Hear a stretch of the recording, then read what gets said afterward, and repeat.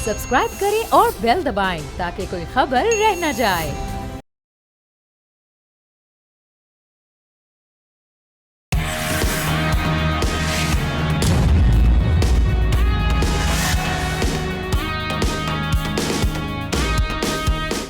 अस्सलामुअलैकुम, मैं हूं उबैदुल्लाह सिद्दीकी और आप देख रहे हैं न्यूज़ पंच।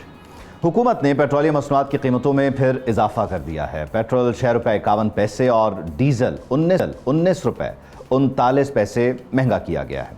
ओगरा का ये कहना है कि अब सप्लाई बिला तातुल जारी रहेगी, जैसे कि पहले भी जारी है। दूसरी तरफ वज़ीर आज़म ने मोटरसाइकिल सवारों, पब्लिक और गुड्स ट्रांसपोर्ट के लिए फ्यूल सब्सिडी में मज़ीद 1 माह की तोसी का भी फैसला किया है।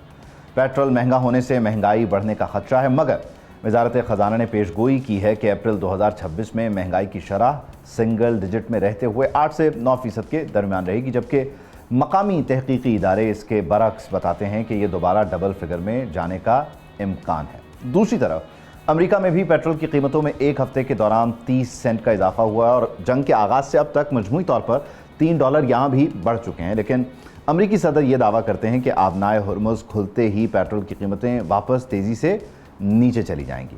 मुत्तहिदा अरब इमारात में भी हुकूमत ने पेट्रोल की कीमतों में इजाफा किया है और मई के महीने के लिए पेट्रोल की कीमत में 8% का इजाफा हुआ है। आलमी मईशतें इस वक्त दबाव का शिकार हैं और वजह तेल की बढ़ती हुई अमरीका ईरान जंग है। सबको डिस्कस करते हैं। एहतशामुल हक साहब प्रोग्राम का हिस्सा हैं, तज्ज़ियाकार, और मुझे ज्वाइन करें डॉक्टर फ़ारूक सलीम साहब, माहिर माशियात। बहुत शुक्रिया आप दोनों हज़रात का। डॉक्टर साहब, आपकी इजाज़त से ज़रा मैं क्विकली एहतशाम साहब को इंगेज करता हूँ। एहतशाम साहब, एग्जैक्टली कल तक ये पैनिक था कि हुकूमत पता नहीं करने क्या जा रही है, कोई अंदाजे थे, सोशल मीडिया, तो वहाँ पे कोई कहता है कि 80 रुपये बढ़ जाएंगे, कोई कहता है 55 रुपये बढ़ जाएंगे, लेकिन दिस इज़ लाइक 6.51 एंड 19.39। ये यहाँ तक कैसे पहुँचे? मतलब ये इतना ही मैक्सिमम था या ये फिर अगेन शदीद अवामी रद्दअमल की वजह से वो नहीं हुआ जो होना था? जी उबैद, बिल्कुल आप सही कह रहे हैं कि शदीद रद्दअमल, अवामी रद्दअमल, ओपोजिशन और फिर आपने देखा मीडिया, सब की तरफ से बड़ा शदीद दबाव था। और आपको याद होगा कल मैंने अपने प्रोग्राम में कहा था कि 6 रुपये बढ़ाने की बात तो पेट्रोल कर रहे हैं, लेकिन साथ साथ 50 रुपये पेट्रोलियम डेवलपमेंट लेवी की बात हो रही है। और यहाँ तक हुआ कि जी 25 रुपये पेट्रोल पे, 25 रुपये डीजल पे बढ़ा दी जाए। अब देखें, जो वर्चुअल मीटिंग हुई IMF के साथ उबैद, उसमें तो आपने देखा प्राइम मिनिस्टर साहब कहते हैं कि जी IMF की कॉन्फ्रेंस के साथ, उनकी मर्ज़ी के साथ किया गया। तो मतलब इनडायरेक्टली सारे मानते हैं, वाइसरॉय तो वही है, बात तो उन्हीं की सुनी जाती है। साथ उनको ये भी यकीन दहानी करा दी हमारे प्राइम मिनिस्टर ने कि जी ये PDL 1.4 ट्रिलियन रुपीज़ का जो हमने टारगेट रखा है, इसको अब सूरत पे पूरा करेंगे। देखिए, अब परेशान कुन बात है, अफसोसनाक बात है, और मेरा ख्याल है जिस पे जितनी भी तनकीद की जाए वो कम है। आपने इंटरनेशनल प्राइसेस के साथ लिंक किया हुआ है डोमेस्टिक प्राइसेस को, भले आपने ठीक किया, लेकिन ये बताएं कि ये PDL जो है इसकी जस्टिफिकेशन और फिर जिस तरह लगाई जाती है वो क्यों इतनी लगाई जाती है? 50 रुपये तक लेके जानी थी और कहा जा रहा था जब 5-5 रुपये करके इसको लेके जाएंगे कि नहीं, आपने देखा कितनी तेज़ी के साथ बढ़ा के ले गए। तो ये सारा कुछ देखते हुए तो मुझे बड़ा वाज़ेह तौर पे वैध लग रहा है कि वो कार्टल्स और जिसको माफिया जिस तरीके से ऑपरेट कर रहे हैं, सबसे ज़्यादा ऑयल मार्केटिंग कंपनी जो है ना, उनको फ़ायदा हुआ, विंडफॉल गेन उन्हीं के हिस्से में आया। देखिए, ओगरा जो रेगुलेटर है उसका क्या काम होता है कि वो सार्फिन का इंटरेस्ट प्रोटेक्ट करे और देखे कि कहाँ पे गलती है, ज़रूरत से ज़्यादा आप पैसे चार्ज किए जा रहे हैं तो उनको रोका जाए, वो देखा जा रहा है नहीं। ब्यूरोक्रेसी आप उसके साथ अपना हमारा रेगुलेटर, ये सब कुछ मिल के कर रहे होते हैं। देखिए, मुझे जिस बात का दुख है, रंज है कि आप ठीक है, आप प्राइसेस बढ़ा दें, इंटरनेशनल प्राइसेस बढ़ा दें, लेकिन आप अपनी ऑयल कंपनियों के उबैद खसारे पूरे करने के लिए, चाहे वो लोकल हैं अपने गवर्नमेंट सेक्टर में या बाहर, उनकी प्रोटेक्शन के लिए सारा का सारा बोझ आवाम पे डाल दें, ये कहाँ की जिसको कहते हैं जस्टिफिकेशन है। तो मेरा ख्याल है जहाँ थोड़ी सी अच्छी बात हुई है कि वो आपने देखा मोटरसाइकिल वालों को फिर उन्होंने सब्सिडी दी है, ट्रांसपोर्ट सेक्टर में भी उसको बढ़ा दिया है, लेकिन जिस तरीके से प्राइसेस बढ़ रही हैं तो ये तो बड़ा मामला बड़ा वाज़ेह तौर पे लग रहा है कि बढ़ती चली जाएंगी। मैंने अपनी ज़िंदगी में नहीं देखा, मेरा ख्याल है डॉक्टर साहब ने भी देखा होगा कि दिनों में ये 125 रुपये से ज़्यादा फ़ी लीटर पेट्रोल की प्राइस बढ़ जाना। और उससे ज़्यादा परेशान कुन बात उबैद यह है कि जो माजी में हुआ कि बढ़ाई जाती हैं तेज़ी के साथ कम होती हैं, वो आपने देखा 20 रुपये 25 रुपये 30 रुपये बढ़ाने के बाद 4 रुपये 5 रुपये बढ़ाई जाती है। तो मेरा ख्याल है गवर्नमेंट पे बड़ा शदीद इस हवाले से दबाव भी है और उनको पता भी है कि 2 साल के बाद इलेक्शन में जाना तो क्या पेश करेंगे। तो वो एक सीरियस की बात है, अल्लाह करे जंग बंद हो जाए तो प्राइसेस नीचे आए। अचीव करने के लिए हुकूमत जो है वो जाहिर है किसी बेहतर वक्त का भी चुनाव कर सकती है। तो डॉक्टर साहब, इसमें बुनियादी तौर पर ये जो हदफ है PDL का, पेट्रोलियम डेवलपमेंट लेवी का, इसको पूरा करने के लिए कैसे वक्त में जब रेवेन्यू शॉर्टफॉल का मसला है, तो ये is this the right time? क्योंकि आप देखें कि इस वक्त जो नए नंबर्स आ रहे हैं वो 10.9 पे ईयर टू ईयर बेसिस पे जा चुकी है। अप्रैल के जो नंबर्स हैं महंगाई की शरह, गुज़िश्ता साल ही 7.3 था। तो इस तेज़ी से, जिस तेज़ी से PDL लग रहा है, तेल की कीमतें बढ़ रही हैं, एग्जैक्टली हम 4-5 महीने, बल्कि 4-5 महीने नहीं, हम नेक्स्ट मंथ होंगे कहाँ एग्जैक्टली महंगाई के पॉइंट ऑफ व्यू से? देखिए, मेरे दिन में एक और बुनियादी सवाल आता है और वो ये है कि मैं भारत में और बांग्लादेश में उनकी पेट्रोल की कीमत देख रहा था। फरवरी की पहली तारीख, अब आपको याद है कि जंग जो है वो फरवरी की 28 तारीख को शुरू हुई। फरवरी की पहली तारीख और मई की पहली तारीख आज हो गई। भारत के अंदर पेट्रोल और डीजल की कीमत में कोई तब्दीली नहीं आई। फरवरी की पहली तारीख को 94.72 इंडियन रुपीज, अब 95 रुपये समझ लीजिए इंडियन रुपया, वो फरवरी की पहली तारीख को पेट्रोल का रेट था और 88 रुपये डीजल का रेट था। ये इंडियन रुपीस की बात कर रहा हूँ। और आज भी वही रेट हैं दोनों के, पेट्रोल के भी और डीजल के भी।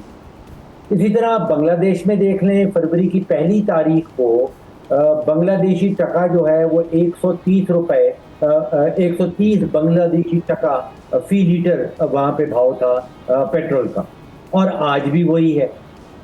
पाकिस्तान में फरवरी की पहली तारीख को 257 था और आज वो 399 पे चला गया, तकरीबन 56% इजाफा हुआ। तो मेरे ज़हन में ये आ रहा था कि उनका क्या मॉडल है। वो भी तेल इंपोर्ट करते हैं, आलमी मंडी से करते हैं, उनका भी अपना जो डोमेस्टिक प्रोडक्शन है वो बहुत कम है। बांग्लादेश भी इंपोर्ट करता है, पाकिस्तान भी इंपोर्ट करता है। डॉक्टर साहब, उनके मॉडल में IMF नहीं है ना, इधर IMF एडेड वैल्यू है। देखिए, IMF आपको कोई पॉलिसी बनाने से रोकता नहीं है।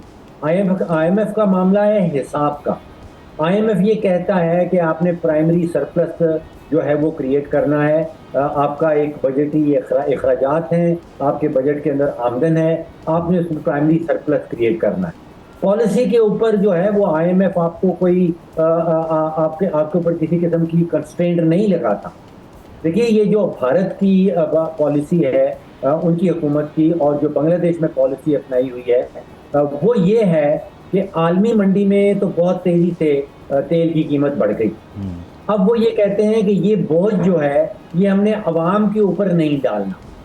भारत में उन्होंने क्या किया है कि जो 3 बड़ी रिफाइनरीज हैं, एक इंडियन ऑयल कॉरपोरेशन है, भारत पेट्रोलियम है और हिंदुस्तान पेट्रोलियम, उन्होंने सारा का सारा जो आलमी मंडी का बोझ था वो इन 3 रिफाइनरीज के ऊपर डाल दिया। और उसके नतीजे में फरवरी की पहली तारीख से आज तक उनकी पेट्रोल और डीजल की कीमत में कोई फर्क। अच्छा, इसमें एक आर्गुमेंट दिया जाता है डॉक्टर साहब, आपकी इजाज़त से मैं एहतशाम साहब से ज़रा पूछ लूँ। एहतशाम साहब, हमें ये बताया जाता है कि हमने इसको बड़े अच्छे से बैलेंस किया और हमारे यहाँ वो लाइनें नहीं लगी, हमारे यहाँ वो क्योस नहीं था बुनियादी तौर पे जो इंडिया में देखने को मिला। तो क्या जो डॉक्टर साहब के आर्गुमेंट्स हैं उनके साथ अगर इस आर्गुमेंट को जो हुकूमत देती है इनको लगा कर देखा जाए तो क्या इस पर ही हम मुतमईन हो जाएं कि लाइनें नहीं लग रही, भले बेशक पेट्रोल जो है वो बहुत महंगा मिल रहा है, 56% महंगा हो गया? देखिए, मेरा नहीं ख्याल वैद ये आर्गूमेंट जो है ना वो सेल कर सकती है हुकूमत। ठीक है, वो जो एक्सपेक्ट कर रहे थे खुदा न खास्ता बहुत पैनिक होगा। 2 दिन पहले आपने देखा, आपने कराची में ज़्यादा देखा, पिंडी इस्लामाबाद में बिल्कुल पेट्रोल पंप बंद हो गए थे या खुले थे तो लाइनें ढेर लगी थी। ये तो बदनीयती आप देखना हमारे पेट्रोल पंपों की क्या है। उनको पता होता है रात को 12 बजे जो है ना वो कीमतें बढ़नी है तो आप तेल देना बंद कर देते हैं। भाई, आप कम से कम जब तक आप नई प्राइस नहीं अनाउंस होती तो पुरानी कीमत पे दें, लेकिन वो नहीं करते। विंडफॉल गेन हर किसी को पड़ा हुआ है कि जी माफियाज बने हुए हैं। आपको याद होगा, आपको तो खैर ये नहीं याद होगा, डॉक्टर साहब को याद होगा, अयूब खान के ज़माने में डॉक्टर महमुलक बड़े पाकिस्तान के पाए थे, इकोनॉमिस्ट थे, उन्होंने पहली दफ़ा 22 ख़ानदानों का जिक्र किया था। अब कहा जा रहा है 100 से ज़्यादा ख़ानदान बन गए। ये कार्टेल माफिया हैं जिसमें पेट्रोलियम वाले सबसे आगे हैं। मेरा कंसर्न ये, अब मैं चाहूँगा डॉक्टर साहब इस पर बात करें। डॉक्टर साहब, ये 28 मार्च को लड़ाई शुरू होती है ईरान इसराइल इराक अमेरिका वाली। मई के अपना मार्च के पहले हफ्ते में गवर्नमेंट ने अपना क्या कहते हैं, ये जो आपकी इंपोर्ट पैरिटी प्राइसिंग है, ये इसका एक फार्मूला बना दिया था। अब लोग उसी को कह रहे हैं कि ये गलती की थी उन्होंने या नीयत नहीं ठीक थी। आप बताएं, इनको पता चल गया था कि लड़ाई नतीजे तक पहुंचेगी तो पहले से आपने वर्कआउट करके प्राइसिंग फार्मूला बना लिया कि जी हमने आइंदा आने वाले दिनों में प्राइसिंग को बढ़ाना ही बढ़ाना है। जी डॉक्टर साहब। देखिए एहतशाम साहब, आम आदमी का कोई गर्ज नहीं है, कोई ताल्लुक नहीं है कि हुकूमत ने फार्मूला बनाया है नहीं बनाया, बनाया है तो क्या बनाया। देखिए, अगर भारत में 1 फरवरी से आज तक कोई कीमत नहीं बढ़ी तो उनके पास कोई जादू की छड़ी तो नहीं है, उन्होंने भी कोई पॉलिसी बनाई है। बांग्लादेश में फरवरी 1 से आज तक ना पेट्रोल की कीमत बढ़ी है ना डीजल की कीमत बढ़ी है। उनके पास भी कोई जादू की छड़ी नहीं है, उन्होंने कोई फॉर्मूला बनाया है, उन्होंने कोई पॉलिसी बनाई है। देखिए, तीनों ममालिक जो हैं इस वक्त, पाकिस्तान, बांग्लादेश, भारत, वो तीनों तेल इंपोर्ट करते हैं। हमें पता है कि आलमी मंडियों में जंग से पहले कोई $60-65 का बैरल था, अब वो 115-120 पे चला गया है। पाकिस्तान वाहिद मुल्क है इन 3 ममालिक में से जहाँ पे 56% हमने पेट्रोल और डीजल की कीमत जो है वो बढ़ा दी। भारत में नहीं बढ़ाई। ये पॉलिसी का इशू है। ये पाकिस्तान में जो पॉलिसी साध इदारे हैं, पॉलिसी बनाने वाली शख्सियात हैं, उनको जो मुतबादिल मॉडल है उनको स्टडी करना चाहिए कि भारत ने क्या किया। डॉक्टर साहब, पॉलिसी का अगर इशू है, डॉक्टर साहब आप बिल्कुल सही कह रहे हैं, अगर पॉलिसी का इशू है तो बुनियादी मरकज़ तो वो बजट का खसारा है। उसको पूरा करने के लिए हम देखते हैं कि गवर्नमेंट कभी पेट्रोल की प्राइसेस बढ़वाती है, कभी बिजली की कीमत बढ़ाती है, कभी और चीज़ों की बढ़ाती है, अपने खसारे कम नहीं करते। डेवलपमेंट बजट वो आप जो कहते हैं पहली कैजुअलिटी है, उसको फिर आपने देखा PST पे फिर कट लग गई है। तो ये गवर्नमेंट का ये क्या है, हमेशा से जब से हम देख रहे हैं बुनियादी मकसद यही है कि अपना फिस्कल डेफिसिट को आपने कैसे कंटेन करना। IMF की तो कोई दिलचस्पी नहीं, वो तो कहता है भूल जाएं जी आप GDP ग्रोथ को, वो तो बेल्ट टाइटनिंग की बात करते हैं, वो ऑस्टेरिटी की बात करते हैं, वो कहते हैं जी आप भूल जाएं कि आपकी ग्रोथ होनी है। तो क्या हम ऐसी ज़िंदगी गुजारेंगे अरसे से कि ग्रोथ होनी नहीं है, जॉब क्रिएशन होनी नहीं है, अब क्या कहते हैं प्रोडक्शन फैक्ट्रियाँ नहीं लगेंगी, कुछ नहीं होगा, क्या होगा फिर? IMF में रहते हुए इसी तरह गुजरेगी? देखिए एहतशाम साहब, मैं तो भारत की पॉलिसी और बांग्लादेश की पॉलिसी स्टडी कर रहा था कि उन्होंने क्या काम किया। क्या उन्होंने कहा कि जो अवाम है उसको हमने प्रोटेक्शन देनी है, उसके ऊपर ये जो आलमी मंडी के बोझ हैं वो नहीं ट्रांसफर करनी। भारत के बांग्लादेश के अंदर उनकी एक बहुत बड़ी पेट्रोलियम की कंपनी है, स्टेट ओन कंपनी है, वो बांग्लादेश पेट्रोलियम कहलाती। उसमें जो आलमी मंडी में इजाफा हुआ वो उन्होंने बैलेंस शीट में डाल दिया बांग्लादेश पेट्रोलियम के। देखिए, हमारे यहाँ 4 बड़ी कंपनियां हैं, एक पाकिस्तान रिफाइनरी है, एक नेशनल रिफाइनरी है, एक अटक रिफाइनरी है और एक वो सिनर्जिको है। मैं उनके मुनाफा देख रहा था जो उन्होंने पब्लिकली डिक्लेयर किए हैं पिछले 9 महीने के अंदर। उसमें जो पाकिस्तान रिफाइनरीज का कोई 12 अरब का प्रॉफिट है, नेशनल रिफाइनरी का 9 अरब का प्रॉफिट है, अटक का 18 अरब का प्रॉफिट है। ये जो पॉलिसी साज शख्सियात हैं उनको सोचना है। डॉक्टर साहब ये कह रहा था कि जो कंज्यूमर के इंटरेस्ट हैं उसको तो कोई प्रोटेक्ट नहीं कर रहा, कमेटीज़ बनी है वो मेरा ख्याल इतनी फाल नहीं है। ओगरा जो हम देखते हैं रेगुलेटर है, इसका काम है लोगों के इंटरेस्ट को वॉच करना, सार्फिन के इंटरेस्ट को वॉच करना। ये तो हुकूमत के ब्यूरोक्रेसी के साथ मिलकर तो ऑयल कंपनी का इंटरेस्ट जो है ना माफियाज को प्रोटेक्ट कर रहा होता है। जी आप दुरुस्त कह रहे हैं। इसका असल मैंडेट ये है कि आपका और मेरा और बाकी 24 करोड़ पाकिस्तानियों का मफाद क्या है उसको सामने रखें। हमारे यहाँ सिर्फ ओगरा को छोड़ दीजिए, जब आलमी मंडी में कीमत बढ़ी तो हुकूमत ने कहा कि जी मैं अपना पेट्रोलियम लेवी भी बढ़ा देती हूँ, कुछ अपना खजाना भी पुर कर लेते हैं। तो एक तरफ तो रिफाइनरीज माल बना रही थी, दूसरी तरफ हुकूमती खजाना जो है वो भरने के चक्कर में थे और सारा का सारा बोझ जो है जवाब पे आ गया। इसमें क्विकली जरा मुझे ये बताइएगा डॉक्टर साहब कि ओगरा जो है वो बुनियादी तौर पर इंटरनेशनल जो प्राइस मार्केट है उसके अकॉर्डिंगली चीज़ों को यहाँ पे वॉच कर रहे हैं, लेकिन PDL जो है उस पर हुकूमत को डिक्टेट तो नहीं कर सकता ना डेफिनेटली। देखिए, इंडिया के अंदर उन्होंने जो कीमत रखी है उसमें हुकूमत ने एक्साइज ड्यूटी जो है वो ख़त्म कर दी। उसमें हुकूमत ने जो इजाफा आया था इंपोर्ट पैरिटी के हवाले से वो सारा का सारा जो है वो भारत पेट्रोलियम और हिंदुस्तान पेट्रोलियम की बैलेंस शीट के ऊपर डाल दिया गया। हमारे यहाँ ये हुआ कि हुकूमत ने अपना पेट्रोलियम लेवी भी बढ़ाया, अपना खजाना भी भरा और साथ ही साथ जो रिफाइनरीज हैं उनको भी एंटरटेन किया। ठीक है, बोझ सारा डाल दिया 24 करोड़ के ऊपर। ठीक है, बहुत शुक्रिया, thank you doctor Farooq Saleem साहब। तो आना है। Thank you doctor Farooq Saleem so much, we are running short in time. एक ब्रेक शामिल करते हैं, ब्रेक के बाद वापस आते हैं।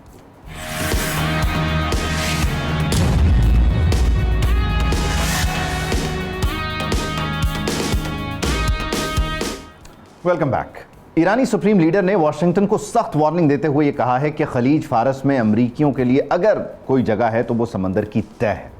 उन्होंने वाजे किया है कि खित्ते का मुस्तकबिल सिर्फ अमेरिका की गैर मौजूदगी में ही पुरअमन हो सकता है। मुश्तबा खामनाई ने एटमी टेक्नोलॉजी और मिसाइल सलाहियत को ईरान का कौमी असासा करार दिया है और इस पर कोई समझौता न करने का ऐलान कर दिया है। अमरीकी एक्सियोस वेबसाइट के मुताबिक पेंटागन के आला अस्करी हुकाम ने सदर ट्रंप को ईरान के खिलाफ मुमकिना नए फौजी प्लान्स पर तफसीली ब्रीफिंग दी है और इसमें नाकाबंदी के अगले मराहिल और तेहरान के फाइनल ब्लो को डिस्कस किया गया है। उधर कांग्रेस वॉर पावर्स रेजोल्यूशन के लिए तैयार है और वजीर जंग पीट हेक्सेथ का यह मौक़िफ़ है कि ईरान के साथ जारी मौजूदा सीज़ फायर के बायस ये जो टाइम पीरियड है सीज़ फायर का, ये काउंट नहीं होगा। फौजी ऑपरेशन के लिए दरकार कांग्रेस की जो लाजमी मंजूरी है उस डेडलाइन को फिलहाल मुअत्तल किया जाए या फिर होल्ड पर रखा जाए। एक अहम खबर और दिलचस्प खबर यह भी है कि अमरीकी फ़ज़ाइया ने सदर ट्रंप के बेटों डोनाल्ड ट्रंप जूनियर और एरिक ट्रंप की हिमायत याफ्ता ड्रोन की एक कंपनी है पावरस, उसके साथ इंटरसेप्टर ड्रोन्स की फराहमी का पहला बाज़ाब्ता मुआहिदा तय कर लिया है। डॉक्टर कमर चीमा साहब हमें ज्वाइन कर रहे हैं, एहतशाम लक साहब हमारे साथ मौजूद ही हैं। एहतशाम साहब, आपकी इजाज़त से ज़रा मैं क्विकली डॉक्टर कमर चीमा साहब को इंगेज करते हुए ये जो इस वक्त सूरत हाल है स्टैंड स्टिल की, यानी अमन भी है और जंग भी है और जंग है और अमन नहीं है, इसमें अमरीकी सदर कहते हैं we won the war but I want to win by a big margin, और दूसरी तरफ ईरान का भी यही टेम्परामेंट है। अब एग्जैक्टली इस वक्त जो सूरत हाल है उसमें जो हमारी कोशिशें हैं उस तनाजुर में आइंदा आने वाले दिनों में कोई ब्रेक इवन की सूरत हाल नज़र आ रही है या ये स्टैंड स्टिल अभी रहेगा और बैकडोर चैनल्स ही इंगेज करेंगे? जी बहुत शुक्रिया उबैद साहब, इत्तेशाम साहब। देखिए बात सिंपल सी है, दोनों साइड जारी बात है ऐसे बिहेव कर रहे हैं, ऐसे एक्ट कर रहे हैं कि जनाब हम जंग जीत चुके हों। आप देखें जो कल स्टेटमेंट आई है आयतुल्ला मुश्तबा साहब खामनाई की तरफ से, आप उसको भी ज़रा स्टडी करें। वो क्या कहते हैं? वो कहते हैं इस खित्ते में वो होगा जो हम चाहेंगे, फॉरेन फोर्सेस को रहने की ज़रूरत नहीं है यहाँ पे। तो ये चीज़ बताती है कि ईरान ये समझता है कि जो स्ट्रेट ऑफ हार्मुज़ है इस पे ईरान का असर रसूख होना चाहिए और हर कीमत पे होना चाहिए। और यही बात पता चली कि ईरानी जो लीडरशिप है उसने कहा है जी कि हम अमेरिका के साथ जो टॉक्स हैं उसको एक हिस्से में स्ट्रेट ऑफ हार्मुज़ पे डिस्कस कर लें, पहले इसको खोल लें और बाद में हम न्यूक्लियर इशू पे बात करें। तो इसका मतलब यह है कि ईरान को कुछ जल्दी नहीं है, जबकि मुझे लगता है कि अमेरिका के अंदर जल्दी भी है और वो इसको नेक्स्ट राउंड पे लेके जाना चाहते हैं जहाँ पे ये सीज़ फायर जारी बात है नहीं रहेगा। ये पाकिस्तान की कोशिशें थी। लगता ये है कि अगर इसी तरह टाइम बाय करने की कोशिश की गई ईरान की जानब से, इसको ड्रैग करने की कोशिश की गई, तो मुझे नहीं लगता ये सीज़ फायर इंटैक्ट रहेगा। आपने जिक्र किया कि अमेरिकन एडमिनिस्ट्रेशन सोच रही है दोबारा मिलिट्री ऑप्शंस की तरफ जाने का, तो मुझे लगता है कि वो जाएंगे और फिर एक दोबारा टेबल पे इनको बिठाएंगे, फिर ऑन फास्ट ट्रैक चीज़ें होंगी। लेकिन ईरान ये समझता है कि अगर अमेरिकन करेंगे तो इन्फ्लेशन बढ़ेगी, ईरान अमेरिका के जीसीसी पार्टनर्स पे हम हमले करेंगे, वहाँ पे मिलिट्री स्ट्राइक्स करेंगे, तो वो अपनी पोजीशन में बैठे हुए हैं कि हमने अमेरिका को पेन देनी है और ईरान अमेरिकन ये समझते हैं कि हमने इनसे डील करनी है हर कीमत के ऊपर। और जारी बात है दोनों के अपने नेशनल इंटरेस्ट हैं, अपनी फॉरेन पॉलिसीज़ हैं।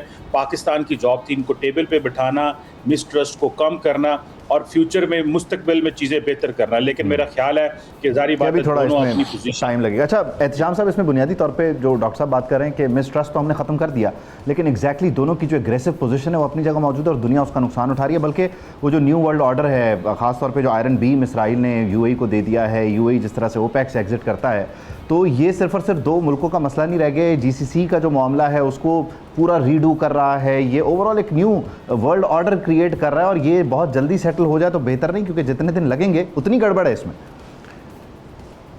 देखिए वह डॉक्टर चीमा बिल्कुल सही कह रहे हैं। मुझे डर लग रहा है कि ईरान का ये ब्लफ बड़ी जल्दी कॉल ना हो जाए। उसकी वजह यह है कि अब इसमें कोई शक नहीं है कि इस लड़ाई में हम देख रहे हैं 50 दिनों की ज़्यादा सी लड़ाई है, इसमें कोई डिसाइसिव विक्ट्री किसी को नहीं हुई, कोई विनर लूज़र कोई नहीं हुआ। हाँ, ईरान को शायद ज़रूर मिली है कि वो सर्वाइव कर गए हैं, लिहाजा वो समझते हैं कि वो जीत गए। और एक आप देख लें वो तो समझते हैं कि पाँचवा बड़ा सेंटर पावर सेंटर जो अब तेहरान में बनेगा। देखिए अब जितनी तेज़ी के साथ सूरत हाल बदल रही है, ये जो कल का स्टेटमेंट आ गया है जिस तरीके से सुप्रीम लीडर का, और कहा जा रहा है कि जी उनके स्टेटमेंट आने के बाद जो हार्ड लाइनर है ना उनकी गिरफ्त बहुत ज़्यादा बढ़ गई है, वहाँ पे मजबूत हो गई है। ठीक है, जो भी है वो बड़े कहते रहे, मसूद पशकियान कहते रहे कि सारी इनको आइडियालॉजी एक ही है, सारे एक ही हैं, लेकिन ये बात नहीं है। वो वाकई मॉडरेट हैं, उनकी बात सुनी नहीं जा रही। और आज ये पासदारान इनकलाब के जो जनरल अहमद वहीदी हैं, ये बड़े स्ट्रॉन्ग आदमी साबित हुए। ये अवैध उनकी मिलिट्री को कंट्रोल करते हैं, ईरान की प्रॉक्सीज को कंट्रोल करते हैं, उनकी सिक्योरिटी कंट्रोल करते हैं। अब यही चीज़ें तय, और कहा जाता है कि इन्हीं को सबसे ज़्यादा एक्सेस जो है ना सुप्रीम लीडर के पास है। और ये बिल्कुल, ये और सुप्रीम लीडर बिल्कुल एक तरह सोचते हैं। और ये भी मैं आपको बात बता दूं, जो इनके वालिद साहब ने ये बात कही थी कि जी हम तो न्यूक्लियर प्रोग्राम के ख़िलाफ़ हैं, बहुत सारी खबरें बता रही हैं कि अब क्योंकि ये ज़्यादा उनके वालिद साहब को जिस तरह बल्कि 40 से ज़्यादा टॉप लीडरों को मार दिया गया है, 40% से ज़्यादा, तो वो सुना है कि वो डिफरेंट अंदाज से सोच रहे हैं कि भाई ठीक है, हम हमारे न्यूक्लियर पावर बनना पड़ेगा, हम बनेंगे और ये ज़रूर ये हम सारी चीज़ें हासिल करें। अब ये स्टैंड ऑफ जो है ना, ये जो हो रही है ना, ब्रिकमैनशिप कहें या ये आप कहें कि जी ये रेट्रिक आप देख रहे हैं कि जो माज़रत के साथ रोज़ाना की बुनियाद पे सदर ट्रम्प तो करते थे, अब ईरान की तरफ से भी आ गया। अब जो ईरान को जो समझाने वाले लोग हैं, मेरी इत्तला है कि उसमें पाकिस्तान के अलावा रशिया, चाइना भी उनको समझा रहे। ठीक है, बड़ा वाज़ेह तौर पर प्रेसिडेंट ट्रम्प को पता चल गया कि चाइना, रशिया उनको सपोर्ट कर रहे हैं, हर तरह की सपोर्ट मिल रही है, लेकिन वो एक हद तक कह रहे हैं कि देखें इस लड़ाई को। अब देखें जो सबसे बड़ा मसला बन गया है वो ये है कि ये जिस तरह इन्फ्लेशन इतने आसमानों पे चलेगी, पूरी दुनिया हिल के रह गई है, तो इसको बचने के लिए कहा जा रहा है कि किसी तरीके से पीछे हटा जाए। लेकिन ईरान अब पीछे हटने के लिए तैयार बाजार नहीं लग रहा, और जो लग रहा है कि दोबारा से ये रीग्रुपिंग कर रहे हैं और दोबारा से हमलों की बात हो रही है, मेरा ख्याल है ख़तरनाक मरहले में जाएगी। एक चीज़ डॉक्टर चीमा मैं आपसे ज़रूर पूछूंगा, आप बड़े वेल पर्सन सब्जेक्ट से, आपको क्या लगता है, एक होता है ना कि आप दो बंदे लड़ रहे होते हैं तो आपको भी मुझे भी नज़र आ रहा है कौन ताकत में है, किसके पास अथॉरिटी क्या है। अब ये ईरान का इतना ज़्यादा ज़रूरत से ज़्यादा जिसको कहने एतमाद का बढ़ जाना, ये सारी बातों के बावजूद कि प्रेसिडेंट ट्रम्प की पॉपुलैरिटी नीचे आ गई है, दुनिया उनके ख़िलाफ़ हो गई है, बिल्कुल वेस्टर्न हेमसियत तक रह गए हैं, नेटो से बाहर मामला उनका चला गया है। आपको क्या लगता है कि ईरान का क्या जोम है? आपको ये लगता है कि कहीं ना कहीं अगर भुना के प्रेसिडेंट ट्रम्प ने वही हमले शुरू कर दिए, फिर इनकी सर्वाइवल किधर जाएगी? देखिए, मैं सिंपल सी बात है, अमेरिकन की कैलकुलेशन ये है कि ईरान का रेजिस्टेंस नेटवर्क नहीं है, और ये ईरानियंस की भी ये कैलकुलेशन है, लिहाजा अब हर हमला जो होना है वो विद इन ईरान होना है, पहली बात। दूसरी बात ये है कि ईरानियंस ये समझते हैं कि अब हमारा रीजन में इन्फ्लुएंस बाकी शक्ल में तो कोई नहीं रहा जो सीरिया में होता था या रेजिस्टेंस फोर्स की शक्ल में होता था। सो अब अपने आप की पावर जो है वो स्टेट ऑफ हार्मोज में अपने आप को डिस्प्ले करें।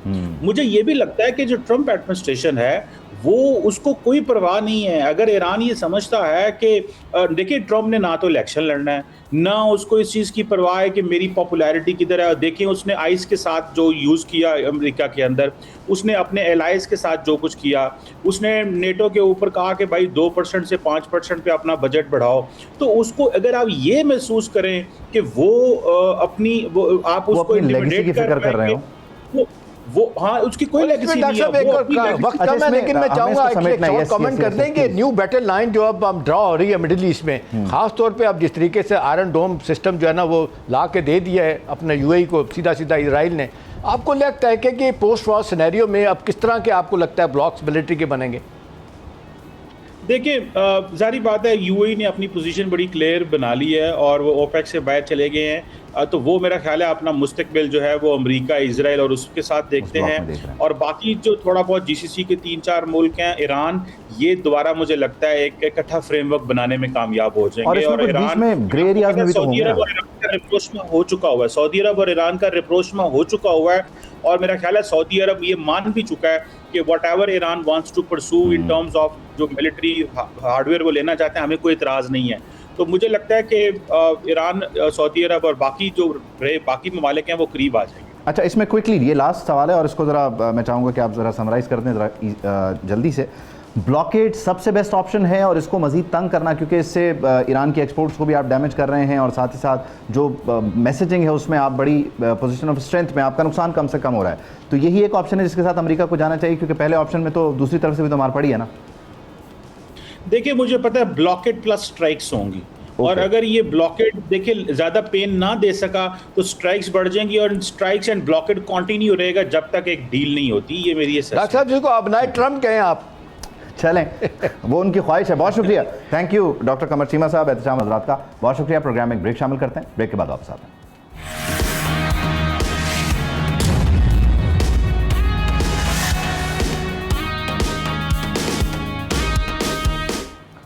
Welcome back.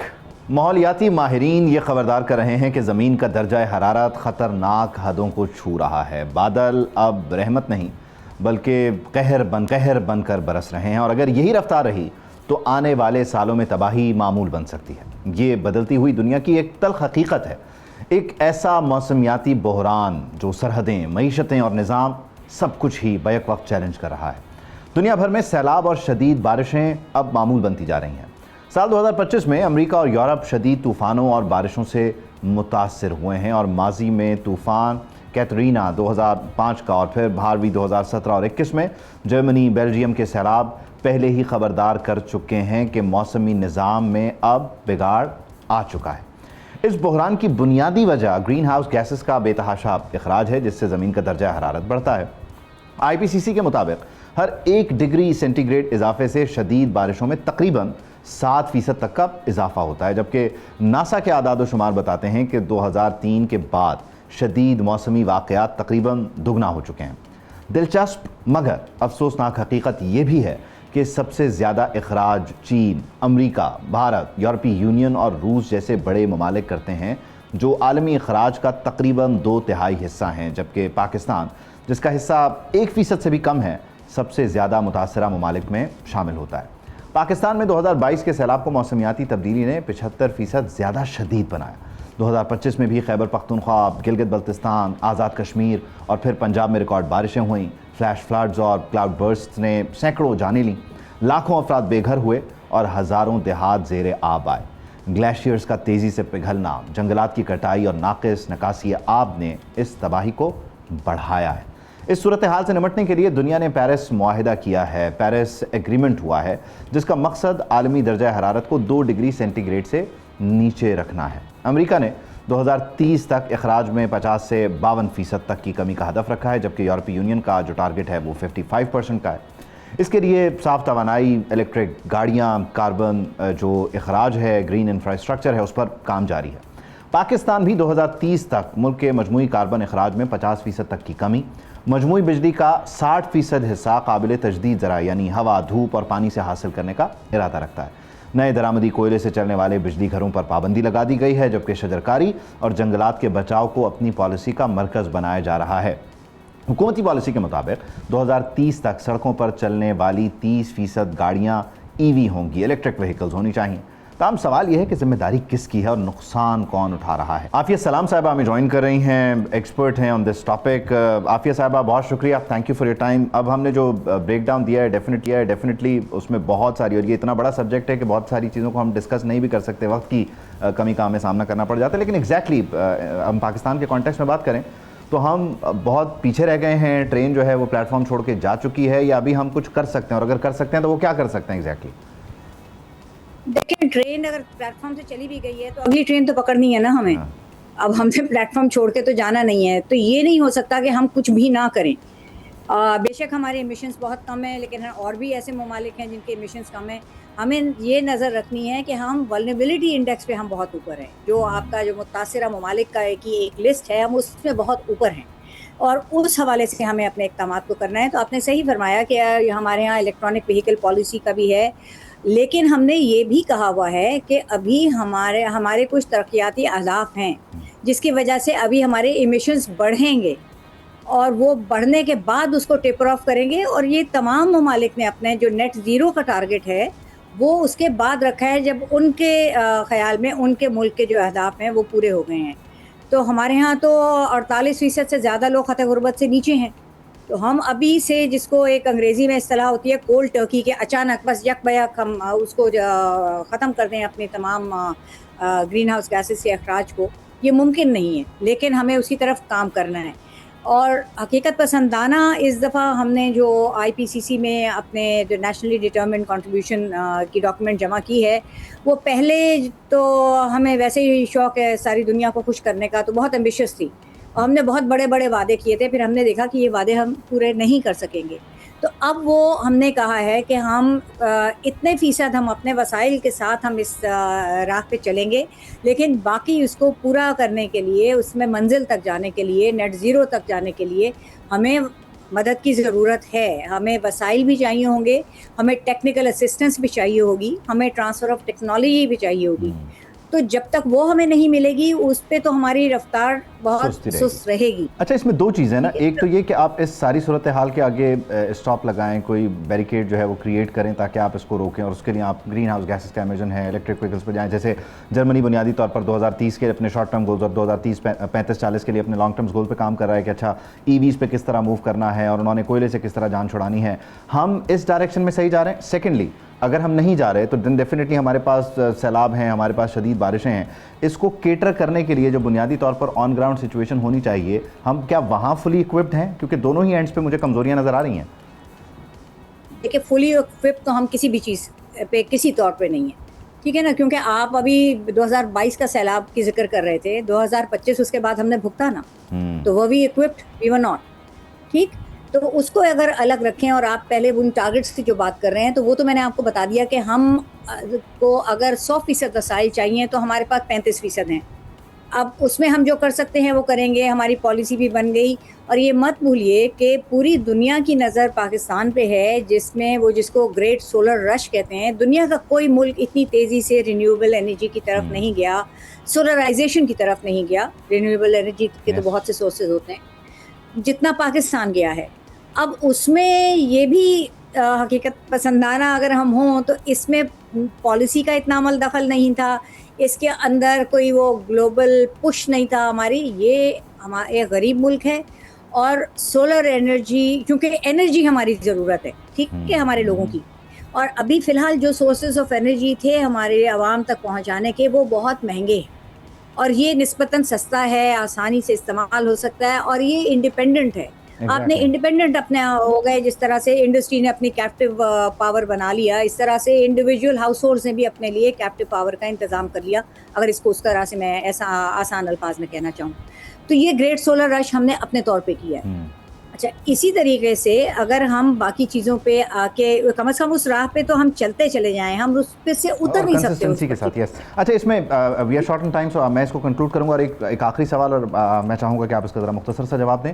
आप समझती हैं कि इसमें बुनियादी तौर पर लोगों को एजुकेट करने में भी हम अभी बहुत पीछे हैं? लाइक लोग कहते हैं कि गर्मी बढ़ गई, सर्दी आ गई, सैलाब आ गया, लेकिन they don't know the phenomenon कि मतलब एग्जैक्टली इस वक्त हो क्या रहा है, और ये सब हो किस वजह से रहा है। अच्छा, ये बहुत बहुत ज़रूरी बात है कि आप मीडियम हैं। मीडिया का मतलब यही होता है ना, जरिया, जिसके ज़रिए आप आगाही फैलाते हैं। तो अगर हम ये बातें करेंगे कि जी वो क्लाउड बर्स्ट हुआ था, इस वजह से तबाही आई, जबकि क्लाउड बर्स्ट पाकिस्तान में कहीं नहीं हुआ था 2025 में, कहीं नहीं जी। बगैर मेट डिपार्टमेंट की किसी बात को खातिर में लाए, बगैर डेटा दिखाए, सबने क्लाउड बर्स्ट के ऊपर मलबा डाल दिया, ताकि अपनी जो नाअहलियाँ हैं उनको हम कहेंगे ये तो कुदरत की तरफ से इतना बड़ा मसला हुआ था कि हम तो इस वक्त कुछ नहीं कर सकते थे। ऐसी बात नहीं है।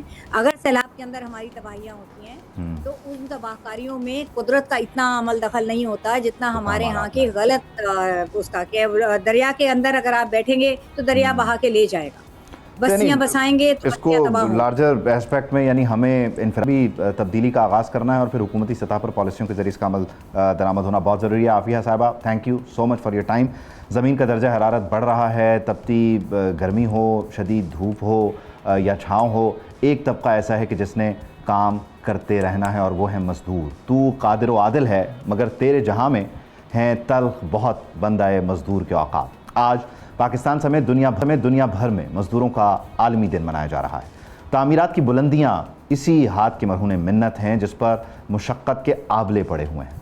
मज़दूर सिर्फ़ और सिर्फ एक फ़र्द का नाम नहीं, बल्कि उस माशी पहिए की रूह है जो पूरी दुनिया को हरकत देता है, मगर अफसोस कि वो आज भी गुर्बत की चक्की में पिस रहा है। ये उन मेहनत कशों का दिन है जिनके नाम पर बड़े बड़े ऐवानों में करारदादें मंजूर होती हैं, बातें होती हैं, मगर उन्हीं के बुनियादी हुकूक उन्हें मुयसर नहीं है। तरक्की याफ्ता ममालिक में मेहनत कशों को बुनियादी सहूलियात और समाजी तहफ़्फ़ुज़ हासिल है, वहीं हमारे लिए यकम मई महज एक सरकारी छुट्टी बनकर रह गया है। पाकिस्तान के बेशुमार मज़दूर हकीकत से भी बेखबर हैं कि आज उनका दिन है। वो आज भी किसी छुट्टी या जश्न के बजाय फ़िक्र माश में सड़कों पर खड़े हैं ताकि चंद पैसे कमाकर अपने बच्चों का पेट पाल सकें। तो मज़दूरों, तुम्हें सलाम कि सुबह नौ इबारत है तेरे मुस्कुराने से।